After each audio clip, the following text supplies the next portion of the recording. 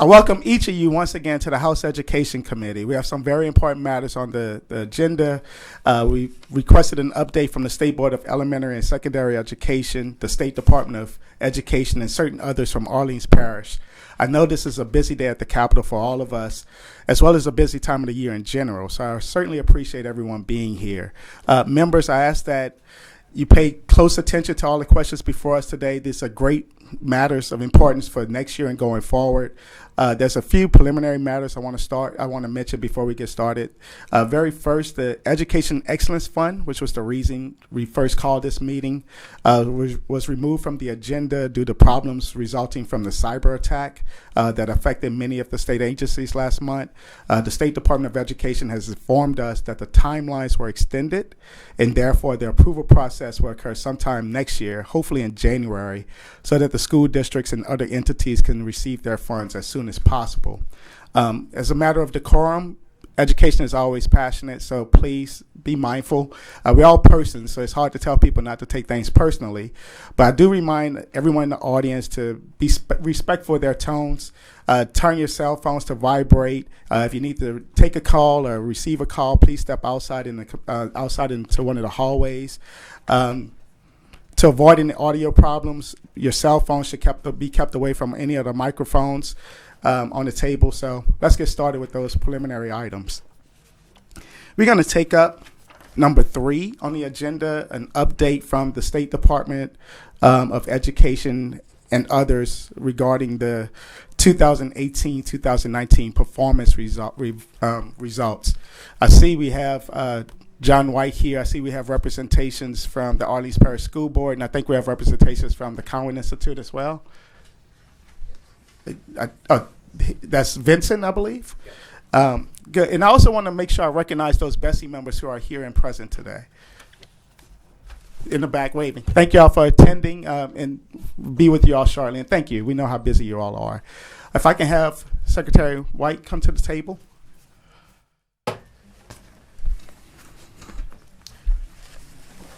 Mr. Chairman, if it's appropriate, I also have paper copies of slides, if that's helpful, just to share that as well. Thank you. And I think we have the slides that you sent me previously. I think we loaded it into our system. Okay. Thank you. And we're ready for that at your convenience.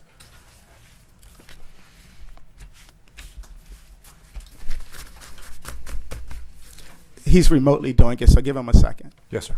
And there are many meetings going on. We have REC meeting at the same time. We have joint budget meeting. There are meetings throughout the day. So,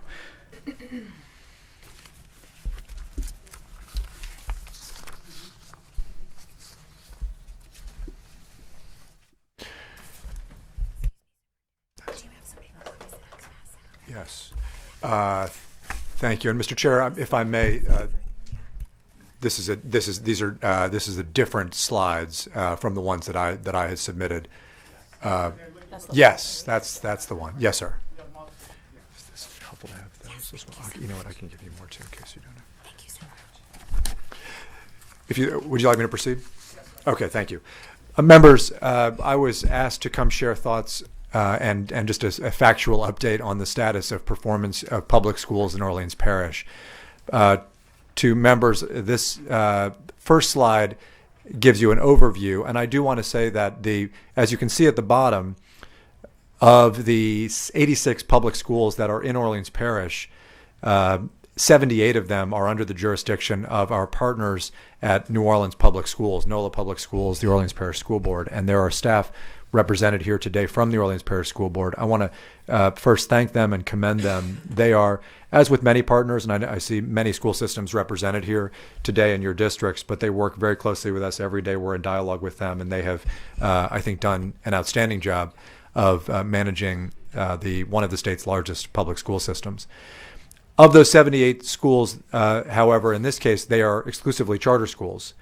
And that is true also of the 7 that are under BESI, which are Type 2 charter schools. These are schools that draw not just from Orleans Parish, but from the surrounding parishes. And then there is one, the Center for the Creative Arts in New Orleans, that has been created by the legislature and exists in New Orleans. It also services students from across Southeast Louisiana as well. But those are the 86 public schools in Orleans Parish. And you, as a body, passed Act 91, which returned a large number of them from state control to local control. So this would have looked very different when the members on this body took office from what it looks like today, where the schools are overwhelmingly overseen by the local public school board.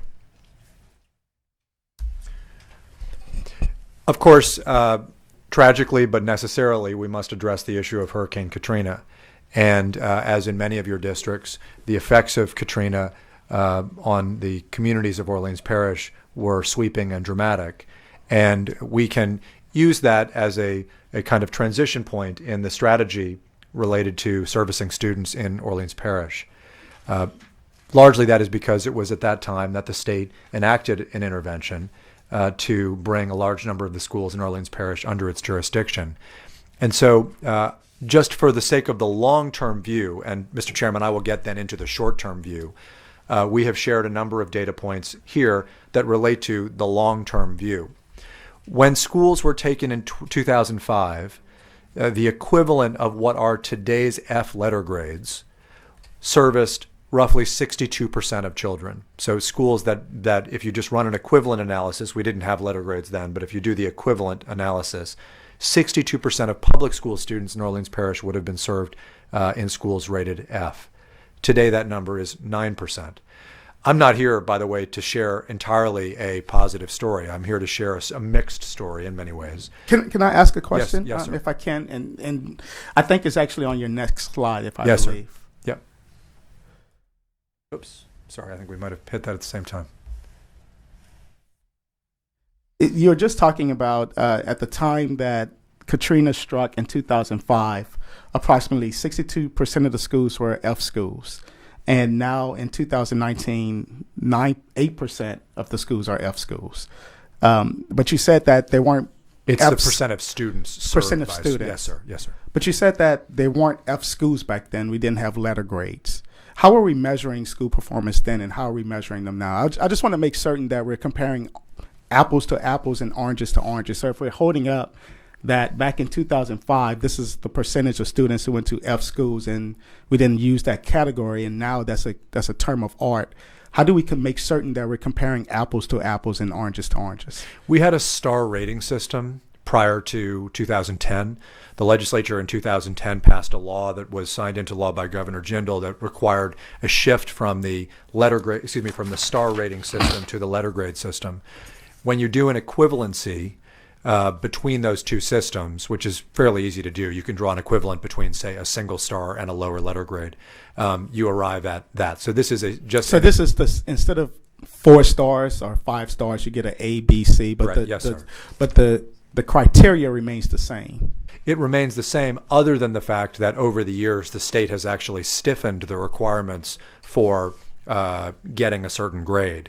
So, for example, when I became superintendent in 2012, basic was the standard for what generated a high number of stars or an A or B letter grade. Now, today, that term is not basic on the LEAP test, it's mastery. So there have been shifts, and I don't want to be here pretending that there haven't. I know, been. but that nuance makes it difficult when to make certain that we're comparing apples to apples and Correct. oranges to oranges, because it's like, well, yeah, we went from a letter grade system to a star system, but it stayed the same, except the basis of the standard has changed from basic to mastery. Well, not. I think it makes it difficult, but remember, rating schools is a means to an end. The end is student learning.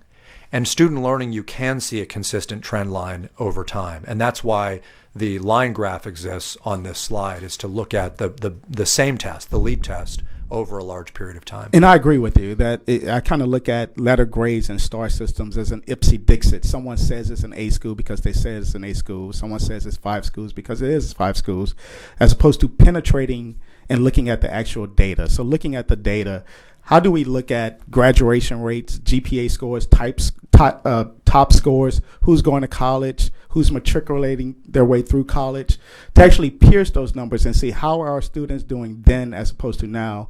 And just for an overarching conversation, it's a great debate on how our schools were doing at the time of Katrina and how they're doing now. And so rather than relying on stars, I want to pierce and look at the actual numbers in the data, if that helps guide the conversation. It does. And that's also true with Orleans Parish School Board and the Cowan Institute as well.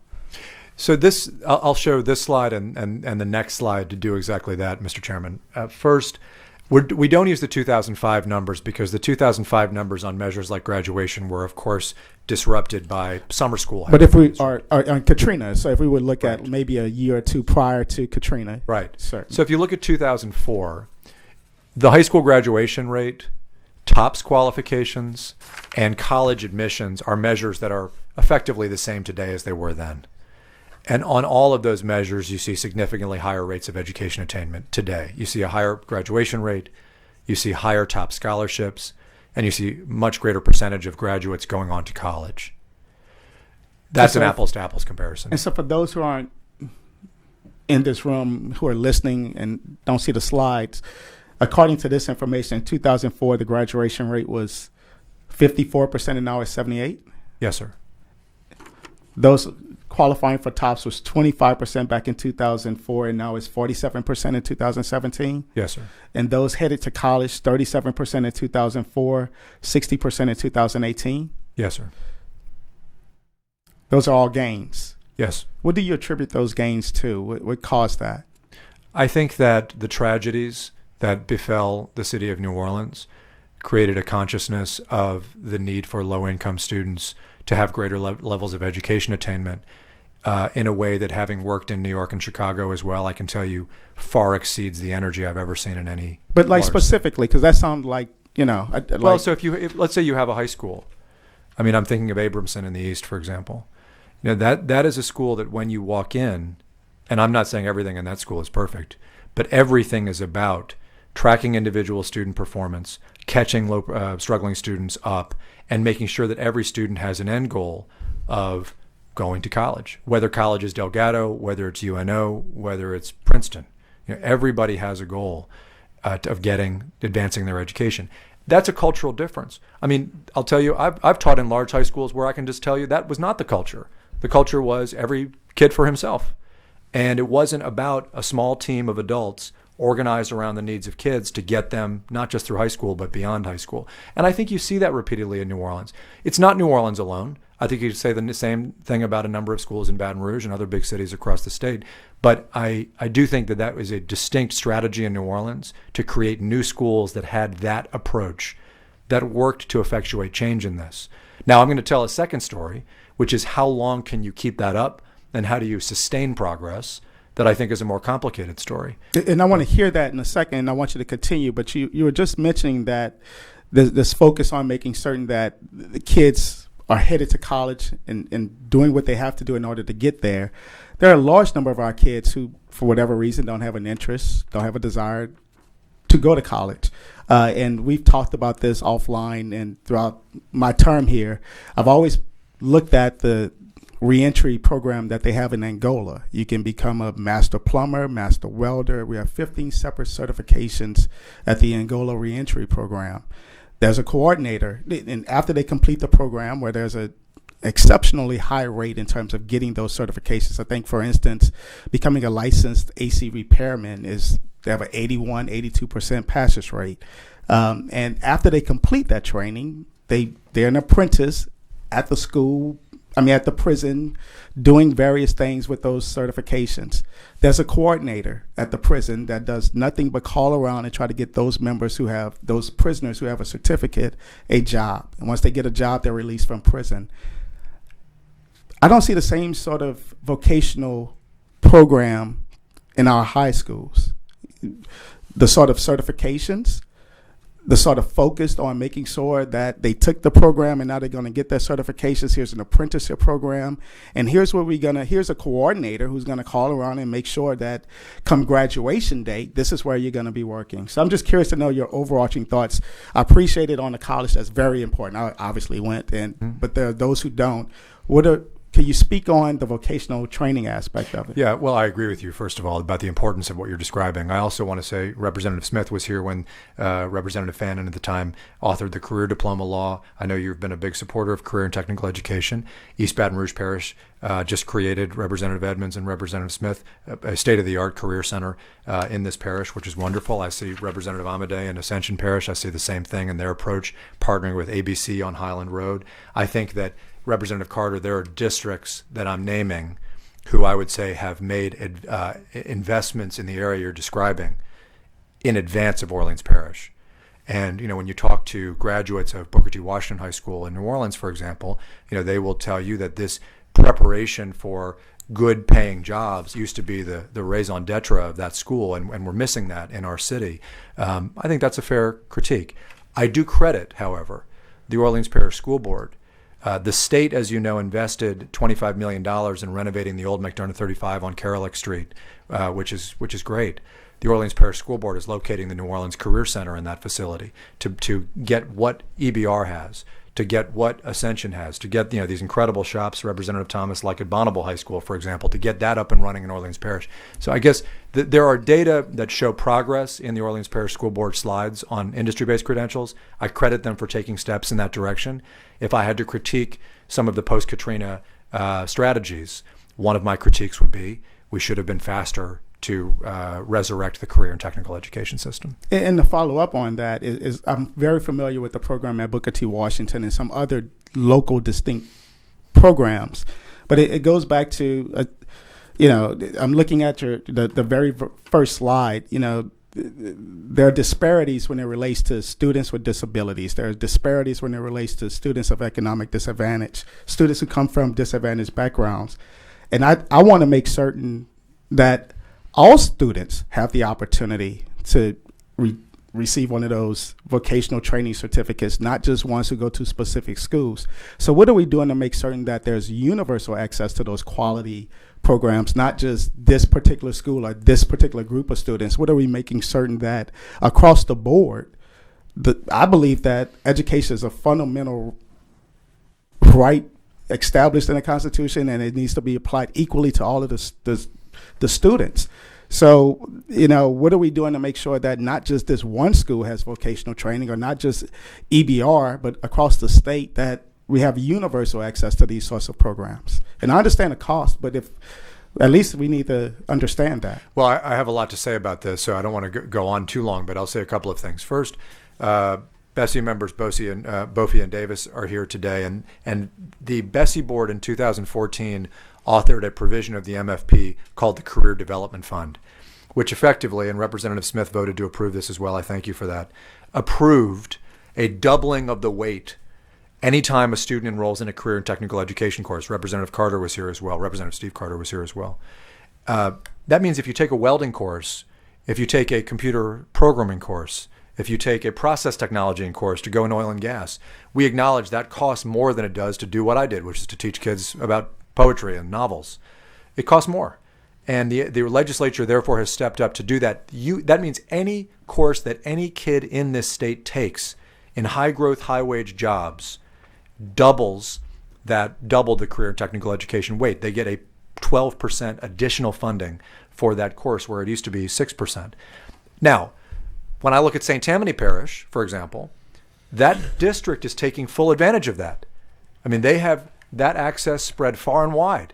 Kids in every high school, Fontainebleau, North Shore. These kids. Why aren't they taking advantage of it in Orleans? Well, I think they are increasingly, but as I said, I think we relate to it. And I think the reason partially is, we organized our schools around the goal of we're all going to go to UNO, we're all going to go to LSU or Southern or what have you, SUNO, and we weren't fast enough to think through making early investments in getting kids good first jobs, whether they go to a four-year university or not. And now we're getting there. And the state's made a $25 million investment in McDonough 35. The Orleans Parish School Board is citing the New Orleans Career Center there. They do healthcare work, they do craft trades work, they do technology work to equip kids who aren't immediately bound for a four-year university, maybe later, but not immediately, with a good first job. And by the way, I think you're seeing this across the state. I mean, EBR is a great example. What they're doing out on Lobdell here with the Career Center is really amazing. And it's right by BRCC, which has created this incredible auto tech facility. So we need to be doing more of this, and I appreciate the school boards, including OPSB, for doing it. Representative Carter, I think your concern, however, is right. It's not soon enough. And continue with your remarks. You're about to. I interrupted you. No, You're please. talking about where we were headed. Yeah. So I'll do. Let me say one more thing, just for the legislature on this. Kim Hunter-Reid, as commissioner, has done more in a year and a half. I've been doing this job for about 8 years. To advance, she's done more in a year and a half to advance the discussion about dual enrollment and workplace-based career preparation than I have seen in the 7 years that preceded her. I hope that, and I was with her yesterday with the Bessie Board and the Board of Regents meeting jointly about these issues. I hope that when dual enrollment legislation and career and technical workplace-based learning legislation come in front of us, we make it as far and wide available representative as I think your comments are alluding to, and I know that the Board of Regents will support that. The caveat to the story that I will tell you about Orleans, as we look at all the districts in the state, and I could show you this graph for all the districts in the state. Yes, you have an increase in the number of students attending A and B rated schools, which is great. Yes, you have a decline in the equivalent of F rated schools, which is great. And when you look at the line graph on the LEAP scores, the bottom line is the mastery. That's the full content mastery, meaning are you able to compete with any child in any state in the country? And the higher line is our old bar, basic. And so what do you see? You see that over a 12-year period or 10-year period, Orleans Parish had extraordinary gains. I mean, every year on both of those measures, the numbers are going up. And what we see over the last several years is a little bit of a regression. And I think that Mr. Rossmeyer's reports from Cowan reflect similar data. I know that the Orleans OPSB's presentation reflects similar information. And I think it's perplexing because there are school systems that are making greater strides, even though Orleans was making the greatest strides for the 10 years after Katrina. We could talk forever about hypotheses as to why this is. I can give you what our agency's data would tell us about why it is. But I think that this is something that needs to be addressed. It's not to take credit from where credit is due, which is that the Orleans Parish educators and families deserve extraordinary credit for their gains. But we have to be real with the last couple of years, and we have to make a change and move things back in the right direction. Let me ask a couple of more questions before I turn it over to some of the members for questions. I'm looking back at your very first slide, and it has 49,000 students in the Orleans Parish, or in New Orleans. Yes, sir. 91% of them are students of color. Yes. The city of New Orleans is not 91% minority. Where are those other? Where are the white kids? They're not attending public schools. Where are they going to school? That number would be about 20% higher if white students were more likely to attend public schools rather than private schools. So where are those 20%, those white kids going to school? Private schools. So how do we stand in terms of integration? Like back in the 50s and where we are now, it seems like the schools seems as segregated as they were back then as they are now. I think that, interestingly, when you look at the most racially integrated schools in the state, they tend to be in rural environments where there has not been as much mobility out of communities and into ring communities than in urban communities, which have tended to resegregate. And that's not just true in Louisiana, that's true across the country. It's not really just true in the South. The last district I worked in, which is the city of New York, is one of the most racially segregated school systems on earth. So it is. Well, it's concerning to me because the U.S. Supreme Court came down showing there's evidence of some strong side effects of this sort of segregation, and so I'm concerned about that, and I want to know more about that. I also looking at the next item on that very first chart. 83% of the students in New Orleans are economically disadvantaged, and I know when I'm reading, I don't have it in front of me, the MFP formula. It talks about you have to have added weight and additional funding for those kids who come from such challenging backgrounds. It makes it even challenging here. What are we doing from your perspective to deal with the fact that a overwhelming majority of the students in the city of New Orleans come from economically disadvantaged backgrounds? Well, the state's commitment to funding and an equitable formula, I think Louisiana, there's a lot of evidence to show Louisiana has one of the better formulas. And part of the reason for that is we rely less on local property taxes and we rely more on the state as an equalizing force from place to place. However, at the school board level, those dollars have to get down to the school in a way that is in accordance with the need. And I have to say I give extraordinary credit to the Orleans Parish leadership. They are the only formula or a district in the state that's created a weighted formula at the local level. So they reweight those dollars to be weighted based on student need, not just at the parish level, but at the school level. And I appreciate what they did. I appreciate Senator Claytor at the time for enacting the legislation that allowed us to do that. But, Representative, I would also say that, to segue to another issue that I know is on today's agenda, it gets at is the same type of parity being achieved in early childhood education. And Well, I was actually going to go somewhere different. I was actually going to go to the very next thing you had, and that was students with disabilities.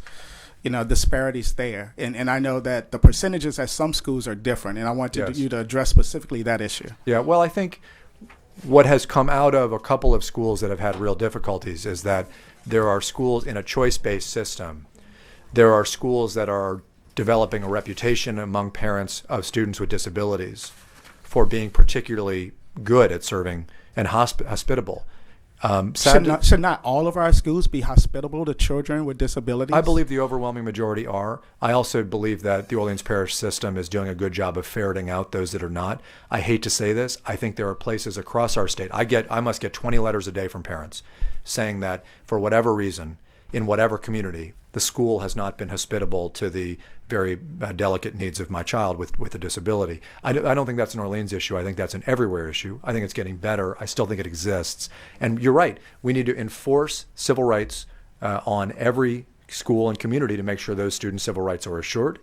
And we need to develop the skills of teachers to serve students with disabilities. I think what's happened in Orleans is that because you can live in the East and apply to schools uptown, you can live in Carrollton and you can apply to schools on the West Bank. And because of that, you have a situation where parents of students with disabilities are saying, I know that my kid will be better served here than here. And you end up with schools that have, say, 25% of their student body has a disability and an IEP, and others that have 5 to 10%.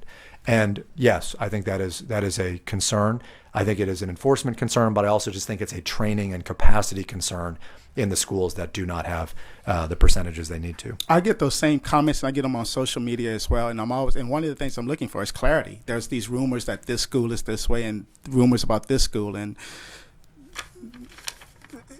that's a very important issue that needs to be addressed. Those students must be given equal access and opportunity to grow and become whatever it is they want to be in life. And you mentioned, and finally, I thought that was going to be my last question, Ms. Smith, and this will be it, though. You mentioned a very true problem, and that is we have students who can live in New Orleans East and go to school in the West Bank. And I go to work very early in the morning, and oftentimes it's 5:30 in the morning. It's still dark, and I already have kids at the bus stop when I'm leaving to go to work.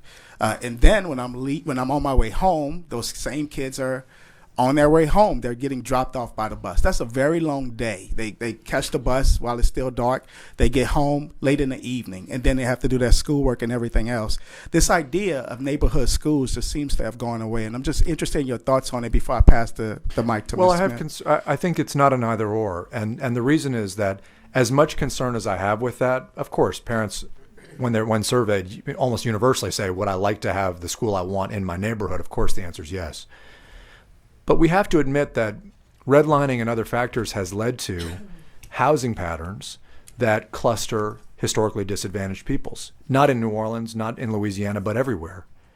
And as a consequence of that, you can have school zones that say your de facto mandated school you go to is a school that is within a residential pattern that, whether intentionally or unintentionally, is exclusively people who are disadvantaged economically.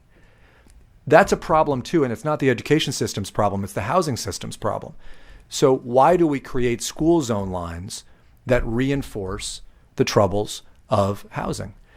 My experience with parents is, and I'm one of them, parents love having a good neighborhood school if they have a good school in their neighborhood. Parents want the choice if they don't feel like what's in their neighborhood is right for them. And so we're confronted with real realities. Let's say that the school in your neighborhood is a school that you don't feel can serve your child with autism, a school that doesn't have a certified And see, teacher. that goes back to my question. It seems like every school should be able to deal with that child with I don't disabilities. disagree with you, but that hasn't been the historical But reality. that's the problem becomes, is we have unequal schools. We have schools that provide different sorts of opportunities. If I may, I don't really know that that's true. For example, look at Benjamin Franklin High School, one of the best high schools, not just in New Orleans, not just in Louisiana, but in America. It has an academic screen. It's a school of choice. Parents don't look at that school and say, well, most parents, I'm simply not comfortable sending my child to that school because it's not my neighborhood zone school. They want to send their kid there. But I've talked with parents who would say, well, my student has a disability, and is concerned about them not meeting the academic screens to be admitted to a school like that, and say, well, I may be interested in another school. I'm not saying that Benjamin Franklin shouldn't want to serve that school. I'm not saying that they don't. But I'm saying that these are difficult questions about what each parent wants for their child, and should schools be able to specialize like magnet schools, or should every school serve all children? In my experience, the system in Orleans for a big urban school system, and I'd say the same about Jefferson, Representative Thomas, is very good at having a large number of schools that take all comers. There are other districts in this state that do much more, including even in kindergarten or first grade, to screen out and begin the separation of kids who are academically proficient and those that are not.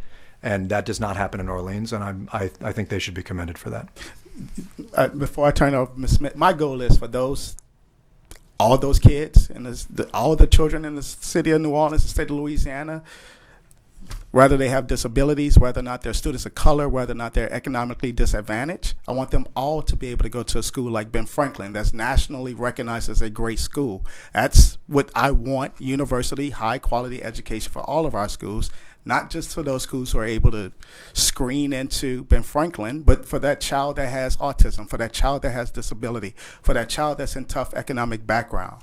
So that's my remarks. Ms. Smith? Thank you, Mr. Vice Chair. I'm not going to take us long, but I think that the most important thing is that each one of us on this committee would probably love to have the same conversation about our own school district that we're having about Orleans, because they're very similar. But the